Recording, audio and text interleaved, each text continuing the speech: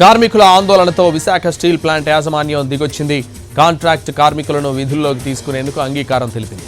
4200 మంది కాంట్రాక్ట్ కార్మికులు విధుల్లో చేరనున్నారు. వారం రోజుల్లో బయోమెట్రిక్ విధానం పునరుద్ధరణ చేస్తామని యాజమాన్యం హామీ ఇచ్చింది. లేబర్ కమిషనర్ సమక్షంలో యాజమాన్యం కార్మిక సంఘాల మధ్య ఒప్పందం జరిగింది.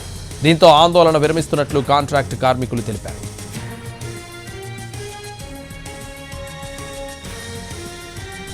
కార్మికుల ఆందోళనతో విశాఖ స్టీల్ ప్లాంట్ యాజమాన్యం దిగొచ్చింది. కాంట్రాక్ట్ కార్మికులను విధుల్లోకి తీసుకునేందుకు అంగీకారం తెలిపింది. 4200 మంది కాంట్రాక్ట్ కార్మికులు విధుల్లో చేరనున్నారు. వారం రోజుల్లో బయోమెట్రిక్ విధానం పునరుద్ధరణ చేస్తామని యాజమాన్యం హామీ ఇచ్చింది. లేబర్ కమిషనర్ సమక్షంలో యాజమాన్యం కార్మిక సంఘాల మధ్య ఒప్పందం జరిగింది. దీంతో ఆందోళన విరమిస్తున్నట్లు కాంట్రాక్ట్ కార్మికులు తెలిపారు.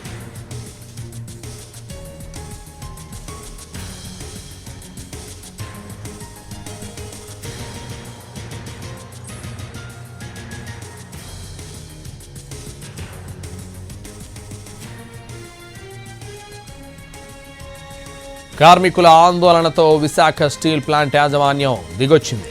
కాంట్రాక్ట్ కార్మికులను విధుల్లోకి తీసుకునేందుకు అంగీకారం తెలిపింది. 4200 మంది కాంట్రాక్ట్ కార్మికులు విధుల్లో చేరనున్నారు. వారం రోజుల్లో బయోమెట్రిక్ విధానం పునరుద్ధరణ చేస్తామని యాజమాన్యం హామీ ఇచ్చింది.